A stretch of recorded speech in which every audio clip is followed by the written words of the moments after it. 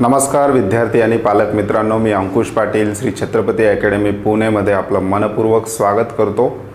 महाराष्ट्र राज्यातील काही dim university आहेत, त्यांचे फिजिओथेरपी कॉलेजेस आहेत, त्यांच्या ॲडमिशन प्रक्रियेला आता सुरुवात झालेली आहे। तर संपूर्ण ॲडमिशन प्रक्रिया डीम युनिव्हर्सिटी फिजिओथेरपीची कशा प्रकारे असते, कोणत्या विद्यार्थ्यांना डीम युनिव्हर्सिटी फिजिओथेरपीचा फॉर्म भरणे आवश्यक आहे, याविषयी डिटेल इन्फॉर्मेशन आपण आजच्या व्हिडिओमध्ये पाहणार आहोत। त्याचबरोबर महाराष्ट्र राज्यातील गव्हर्नमेंट, सेमी गव्हर्नमेंट आणि डीम युनिव्हर्सिटी या तीन प्रकारच्या कॉलेजेसमध्ये नेमका फरक काय आहे, त्याचबरोबर कट ऑफ किती मार्कापर्यंत असू शकतो, त्याचबरोबर या तिन्ही प्रकारच्या कॉलेजेसमध्ये विद्यार्थ्यांना साधारणतः किती फीस लागू शकते, याविषयी डिटेल इन्फॉर्मेशन आपण आजच्या व्हिडिओमध्ये घेणार आहोत। चॅनलवर नवीन असाल तर अशाच माहितीपूर्ण व्हिडिओसाठी आजच श्री छत्रपती अकॅडमी पुणेच्या यूट्यूब चॅनलला सबस्क्राईब करा। त्याचबरोबर नीट 2024ची तयारी करणाऱ्या विद्यार्थ्यांसाठी श्री छत्रपती अकॅडमी पुणेच्या पेड काउन्सिलिंग सर्व्हिसला सुद्धा मी सुरुवात केलेली आहे। डिस्क्रिप्शन बॉक्समध्ये आमचे मोबाईल नंबर त्याचबरोबर आमचा ॲड्रेस दिला गेलेला आहे, त्यावर कॉल किंवा मेसेज करून तुम्ही आमच्या पेड काउन्सिलिंग सर्व्हिसविषयी सुद्धा अधिक माहिती घेऊ शकता। आजच्या व्हिडिओला आपण सुरुवात करूयात। व्हिडिओचा विषय आहे डीम्ड फिजिओथेरपी रजिस्ट्रेशन स्टार्ट, म्हणजे महाराष्ट्र राज्यातील ज्या डीम युनिव्हर्सिटी आहेत त्यांच्या फिजिओथेरपीच्या ॲडमिशनला 2024च्या फिजिओथेरपीच्या ॲडमिशनला सुरुवात झाली असं म्हणायला हरकत नाही। डीम युनिव्हर्सिटीच्या फिजिओथेरपीचे जे काही रजिस्ट्रेशन आहेत ते आता चालू झालेले आहेत। कोणकोणत्या युनिव्हर्सिटी आहेत ते आपण पुढे व्हिडिओमध्ये डिटेल पाहणार आहोत। त्याचबरोबर आपण पाहणार आहोत ऑल अबाउट फिजिओथेरपी ॲडमिशन, म्हणजे फिजिओथेरपी ॲडमिशन कशा प्रकारे होतात हे त्याचबरोबर आपण कव्हर करणार आहोत। त्याचबरोबर महाराष्ट्र राज्यातील गव्हर्नमेंट, सेमी गव्हर्नमेंट आणि डीम युनिव्हर्सिटी फिजिओथेरपी कॉलेजेसमध्ये नेमका फरक काय, साधारणतः कट ऑफ किती लागू शकतो आणि साधारणतः वेगवेगळ्या कॉलेजेसमध्ये विद्यार्थ्यांना किती फीस त्या ठिकाणी लागू शकते, याही विषयी आपण डिटेल डिस्कशन घेणार आहोत। नीट UG 2024ची तयारी करणारे जे काही विद्यार्थी आहेत यांचं target MBBS, BAMS, BHMS, BUMS, BDS अशा प्रकारचे कोर्सेस असतात। परंतु विद्यार्थ्यांना काही कारणाने कमी मार्क्स आला तर पुढचा ऑप्शन काय, या दृष्टिकोनातून विद्यार्थी मागील 2-3 वर्षापासून फिजिओथेरपीकडे सुद्धा पॉझिटिव्हली त्या ठिकाणी बघायला लागलेले आहेत। त्यामुळे हा विषय अत्यंत महत्त्वाचा आहे की डीम युनिव्हर्सिटी फिजिओथेरपीच्या ॲडमिशन प्रक्रिया चालू जरी झाल्या असतील तर महाराष्ट्र राज्यातील कोणत्या विद्यार्थ्यांनी याचं रजिस्ट्रेशन करणं आवश्यक आहे ते सुद्धा पाहणं गरजेचं आहे। विद्यार्थी मित्रांनो, महाराष्ट्राचा जर विचार केला तर मी अगोदरच सांगितल्याप्रमाणे तीन प्रकारचे फिजिओथेरपी कॉलेजेस महाराष्ट्रामध्ये आहेत। पहिलं आहे गव्हर्नमेंट फिजिओथेरपी कॉलेज, दुसरा आहे सेमी गव्हर्नमेंट किंवा प्रायव्हेट फिजिओथेरपी कॉलेज आणि तिसरं आहे डीम युनिव्हर्सिटी, म्हणजे ज्या काही प्रायव्हेट युनिव्हर्सिटीज आहेत त्यांचे फिजिओथेरपी कॉलेज। अशा तीन भागामध्ये महाराष्ट्र राज्यातील फिजिओथेरपी कॉलेज विभागलेले आपल्याला पाहायला मिळतात। महाराष्ट्र राज्याचा विचार केला तर गव्हर्नमेंट फिजिओथेरपी कॉलेज 4 आहेत महाराष्ट्रात। सेमी गव्हर्नमेंट किंवा प्रायव्हेट फिजिओथेरपी कॉलेजचा जर विचार केला तर 78 ते 80च्या दरम्यान महाराष्ट्रामध्ये फिजिओथेरपी कॉलेज आहेत।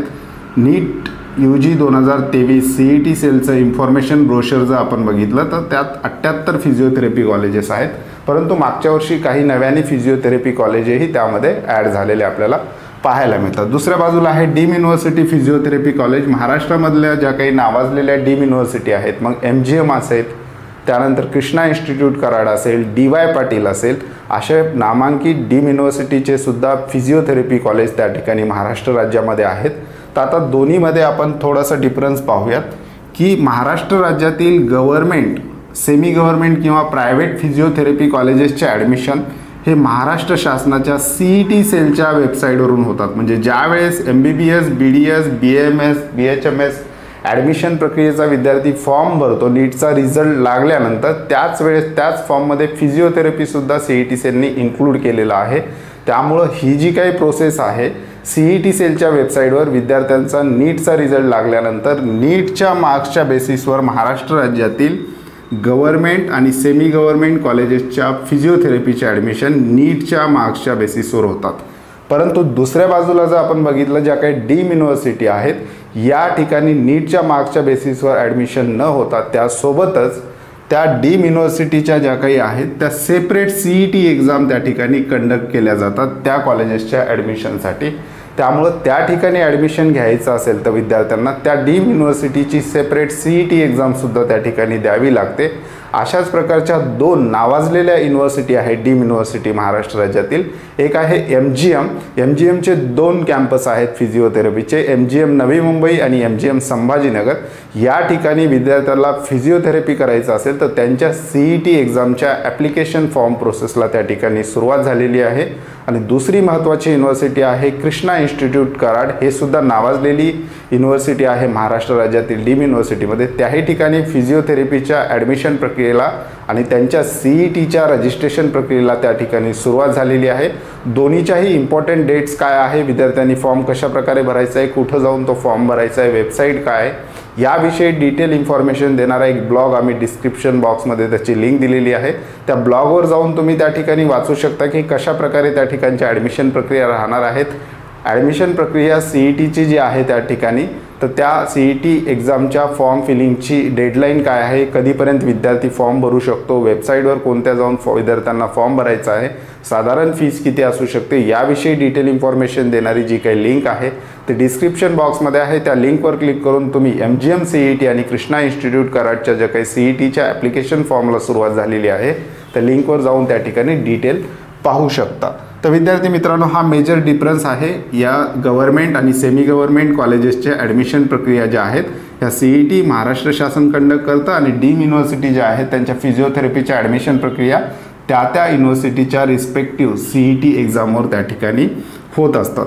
आता फीजच्या बाबतीत डिफरन्स आपल्याला कशाप्रकारे करता येईल, तर फीजच्या बाबतीत बोलायचं झालं तर महाराष्ट्र राज्यातील गव्हर्नमेंट फिजिओथेरपी कॉलेजेसची जर आपण फीस विचारात घेतली तर ओपन कॅटेगरीच्या विद्यार्थ्यांना 50 ते 70 हजारच्या दरम्यान महाराष्ट्र राज्यातील गव्हर्नमेंट फिजिओथेरपी कॉलेजेसची फीस आहे. यामध्ये थोडीफार वाढ त्यामध्ये यावर्षी होऊ शकते.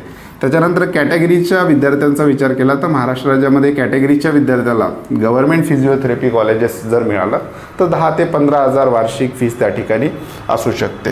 त्याच्यानंतर प्रायव्हेट फिजिओथेरपी कॉलेजेसचा जर महाराष्ट्र राज्यातला विचार केला म्हणजे सेमी गव्हर्नमेंटबद्दल आपण बोलतोय, 60 ते 1.5 लाख रुपये ओपन कॅटेगरीच्या विद्यार्थ्यांना या ठिकाणी फीस असते. बाकी इतर जे कॅटेगरी आहेत त्या विद्यार्थ्यांना त्या ठिकाणी फीसच्या स्कॉलरशिपचं जे काही बेनिफिट आहे ते त्या ठिकाणी मिळत असतं. आपण दुसऱ्या बाजूला डीम फिजिओथेरपी कॉलेजचा जर फी स्ट्रक्चरचा विचार केला तर साधारण महाराष्ट्र राज्यामध्ये डीम फिजिओथेरपी कॉलेजेसची जी काही फीस आहे 2.5 ते 3 लाख प्रतिवर्षे इतकी विद्यार्थ्यांना त्या ठिकाणी भरावी लागते. हा मेजर डिफरन्स आहे. आणि डीम फिजिओथेरपी कॉलेजेसची फीस भरत असताना ही जी फीस आहे संपूर्ण कॅटेगरीच्या विद्यार्थ्यांना त्या ठिकाणी सारखीच फीस आहे. या ठिकाणी मात्र विद्यार्थ्यांना कसल्याही प्रकारचे कॅटेगरी बेनिफिट मिळत नाहीत, कारण हे प्रायव्हेट युनिव्हर्सिटीज आहेत, डीम युनिव्हर्सिटीज आहेत. त्याच्यानंतर आपण पाहूयात की 2023चा फिजिओथेरपीचा कट ऑफ कितीपर्यंत असू शकतो. म्हणजे एखाद्या विद्यार्थ्याला फिजिओथेरपी करायचं आहे महाराष्ट्र राज्यामध्ये, गव्हर्नमेंट किंवा प्रायव्हेट सेमी गव्हर्नमेंट कॉलेजेसमध्ये फिजिओथेरपी किंवा सेमी गव्हर्नमेंट कॉलेज तरी मिळालं पाहिजे अशी इच्छा असेल विद्यार्थ्याची, तर कट ऑफ किती असू शकतो, तर नीट UG 2024ची परीक्षा दिलेल्या प्रत्येक विद्यार्थ्याला फिजिओथेरपीमध्ये ॲडमिशन घेण्याचा सर्वात मोठी संधी असते. कारण खूपच कमी मार्क्स आले तर फिजिओथेरपी हा एक ऑप्शन तुमच्या पुढे असतो. मागच्या वर्षीचा स्टे वॅकन्सी राऊंडचं जर आपण सिलेक्शन लिस्ट पाहिली तर ती सिलेक्शन लिस्टसुद्धा मी तुम्हाला त्या ब्लॉगच्या लिंकसोबत त्याच्यामध्ये अटॅच करून देणार आहे. ती सिलेक्शन लिस्ट जर पाहिली तर अगदी 2 मार्क्स असणाऱ्या नीटमध्ये 2 मार्क्स असणाऱ्या विद्यार्थ्याला सुद्धा महाराष्ट्र राज्यामध्ये प्रायव्हेट किंवा सेमी गव्हर्नमेंट फिजिओथेरपी कॉलेज मिळालेलं आहे. अशा प्रकारचा इतका कमी कट ऑफ असतो, अगदी 30, 40, 50. त्याच्यानंतर या रेंजमध्ये जरी विद्यार्थ्याला नीटमध्ये मार्क्स मिळाले तर महाराष्ट्र राज्यामध्ये प्रायव्हेट किंवा सेमी गव्हर्नमेंट फिजिओथेरपी कॉलेज मिळण्याचे जास्त चान्सेस आहेत. कारण महाराष्ट्र राज्यामधील सेमी गव्हर्नमेंट किंवा प्रायव्हेट फिजिओथेरपी कॉलेजेसची जर संख्या बघितली तर जास्त असलेली आपल्याला पाहायला मिळते. आता आपण पाहूयात की कोणत्या विद्यार्थ्यांनी आता जे काही डीम CETचे रजिस्ट्रेशन त्या ठिकाणी चालू झालेले आहे ते कोणत्या विद्यार्थ्यांना करणं आवश्यक आहे किंवा दोन्हीकडे फिजिओथेरपी केल्यानंतर काय डिफरन्सेस येऊ शकतात ते थोडंसं कंपेअर करून आपण पाहूयात. एका बाजूला आहे Maharashtra state quota counselling CET सेल, याच्यामध्ये अगोदर सांगितल्याप्रमाणे गव्हर्नमेंट सेमी गव्हर्नमेंट कॉलेजेस येतात आणि दुसऱ्या बाजूला आहे डीम युनिव्हर्सिटी. तर दोन्हीतला डिफरन्स आपण पाहूयात. इकडे विद्यार्थ्यांना फीसचे बेनिफिट फुल मिळतात, या ठिकाणी फीस पण कमी असते. त्याचबरोबर विद्यार्थ्यांना संपूर्ण स्कॉलरशिप शासनाच्या ज्या काही योजना आहेत त्या संपूर्ण त्या ठिकाणी लागू असतात. या ठिकाणी विद्यार्थ्यांना कसल्याही प्रकारचे डीम युनिव्हर्सिटीमध्ये कॅटेगरी बेनिफिट मिळत नाही. सगळ्या विद्यार्थ्यांना त्या ठिकाणी सारखीच फीस त्या ठिकाणी भरावी लागते. हा पहिला डिफरन्स आहे. त्याच्यानंतर या ठिकाणी CET सेलच्या वेबसाईटवरून जे काही ॲडमिशन प्रक्रिया होतात त्याच्यामध्ये डिग्री जे विद्यार्थ्यांना मिळते ती MUHS महाराष्ट्र आरोग्य विज्ञानपीठ नाशिक या ठिकाणची डिग्री विद्यार्थ्यांना मिळतात. ते एक शासकीय विद्यापीठ आहे, महाराष्ट्र शासनाच्या अंडर चालणारी ती युनिव्हर्सिटी आहे. इकडे डीम युनिव्हर्सिटीमध्ये जर तुम्ही फिजिओथेरपीला ॲडमिशन घेतलं तर रिस्पेक्टिव्ह युनिव्हर्सिटी जी आहे डीम युनिव्हर्सिटी त्यांची डिग्री तुम्हाला त्या ठिकाणी मिळते. म्हणजेच कृष्णा इन्स्टिट्यूट कराडमध्ये जर तुम्ही फिजिओथेरपीला ॲडमिशन घेतलं तर कृष्णा इन्स्टिट्यूट कराडची डिग्री तुम्हाला त्या ठिकाणी मिळू शकते. तर अशा प्रकारचा दुसरा मेजर डिफरन्स आपल्याला पाहता येतो. तिसरा आहे इन्फ्रास्ट्रक्चरच्या बाबतीत. या ठिकाणी महाराष्ट्र राज्यातील जे काही ग्रामीण भागामध्ये काही फिजिओथेरपीचे कॉलेज आहेत त्या ठिकाणी इन्फ्रास्ट्रक्चर थोडंसं कच्चं असलेलं सुद्धा आपल्याला पाहायला मिळतं. कुठलंही कॉलेज चांगलं किंवा वाईट असं आपल्याला डिफरन्शिएट करता येत नाही, परंतु जेव्हा आपण इन्फ्रास्ट्रक्चरच्या बाबतीत बोलायला जातो तर नक्कीच महाराष्ट्र राज्यातील जेवढे डीम युनिव्हर्सिटी आहेत त्यांचं इन्फ्रास्ट्रक्चर त्या ठिकाणी खूप चांगलं असलेलं आपल्याला पाहायला मिळतं.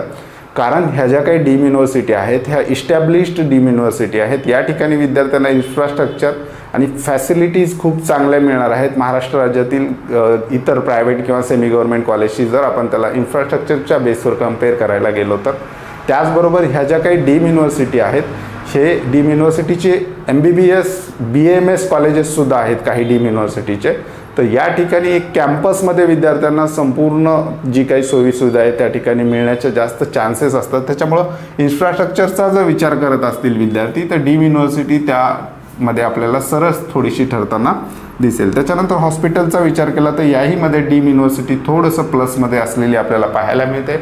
कारण DY Patil, Krishna institute Karad, MGM हे खूप मोठे मोठे इन्स्टिट्यूट महाराष्ट्र राज्यामधले आहेत. या ठिकाणची फीस जरी जास्त असली तरी या ठिकाणी एकाच कॅम्पसमध्ये विद्यार्थ्यांना MBBS आणि त्याचं हॉस्पिटल आणि त्यानंतर फिजिओथेरपी कॉलेज, त्यामुळे विद्यार्थ्यांना हॉस्पिटलची प्रॅक्टिस थोडीशी बेटर होऊ शकते. महाराष्ट्र राज्यातील काही प्रायव्हेट किंवा सेमी गव्हर्नमेंट कॉलेजेस आहेत पुणे, मुंबई, नाशिक किंवा सातारा, सांगली, कोल्हापूर या भागामध्ये थोडंसं इन्फ्रास्ट्रक्चर आपल्याला पाहायला मिळेल.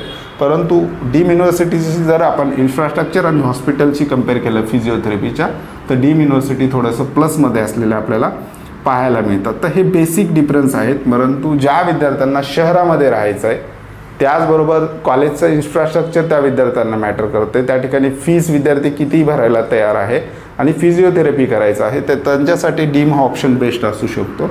ज्या विद्यार्थ्यांना महाराष्ट्र राज्यात कुठेही फिजिओथेरपीला ॲडमिशन झालं तर त्या ठिकाणी फिजिओथेरपीचा आपला ॲडमिशन कोर्स कंप्लीट करायचा आहे आणि त्यांना फीसचे बेनिफिट पाहिजेत. फीस मॅटर करते की फीस विद्यार्थी भरू शकत नाही फार जास्त. तर अशा विद्यार्थ्यांसाठी महाराष्ट्र CET सेलची जी काही काउन्सिलिंग प्रक्रिया आहे ती महत्त्वाची आहे. त्यामुळे हे दोन्हीचे डिफरन्स आपण डिटेलिंगमध्ये पाहिलेले आहेत. आत्ता सध्या लेटेस्ट अपडेट आहे महाराष्ट्र राज्यातील जी डीम युनिव्हर्सिटी आहे कृष्णा इन्स्टिट्यूट कराड, त्याच्यानंतर MGM, तर यांच्या CET एक्झामला त्या ठिकाणी सुरुवात झालेली आहे. त्याचे ॲप्लिकेशन फॉर्म त्या ठिकाणी भरायला सुरुवात झालेली आहे. डिस्क्रिप्शन बॉक्समध्ये हे सगळे डिटेलिंग त्याचबरोबर कट ऑफ तुम्हाला त्या लिंकमध्ये पाहायला मिळतील. तर जे विद्यार्थी आणि पालक यामध्ये इच्छुक असतील तर डिस्क्रिप्शन बॉक्समध्ये जी लिंक दिलेली आहे त्यावर क्लिक करून डिटेल त्या ठिकाणी वाचू शकतात. त्याचबरोबर जे विद्यार्थी आणि पालक पहिल्यांदा आमच्या चॅनलवर आले असतील तर नीट 2024ची तयारी करणाऱ्या विद्यार्थ्यांच्या अशाच माहितीपूर्ण व्हिडिओसाठी श्री छत्रपती अकॅडमी पुणेच्या यूट्यूब चॅनलला सबस्क्राईब करा. त्याचबरोबर अशाच प्रकारचे अपडेट्स जर तुम्हाला तुमच्या व्हॉट्सअपवर हवे असतील तर डिस्क्रिप्शन बॉक्समध्ये आमच्या फ्री व्हॉट्सअप ग्रुपची लिंक दिलेली आहे. त्या लिंकवर क्लिक करून तुम्ही आमच्या फ्री व्हॉट्सअप ग्रुपला सुद्धा जॉईन होऊ शकता. त्याचबरोबर श्री छत्रपती अकॅडमी पुणेच्या पेड काउन्सिलिंग सर्व्हिसबद्दल इंटरेस्टेड असाल तर डिस्क्रिप्शन बॉक्समध्ये आमचे नंबर आणि ॲड्रेस दिलेला आहे. त्या नंबरवर कॉल किंवा मेसेज करून किंवा प्रत्यक्ष भेटून तुम्ही आमच्या पेड काउन्सिलिंग सर्व्हिसविषयी सुद्धा अधिक माहिती घेऊ शकता. तुर्तास आजच्या व्हिडिओमध्ये आपण इथेच थांबतोय. पुन्हा भेटूयात आणखी एका नव्या आणि माहितीपूर्ण व्हिडिओमध्ये. धन्यवाद.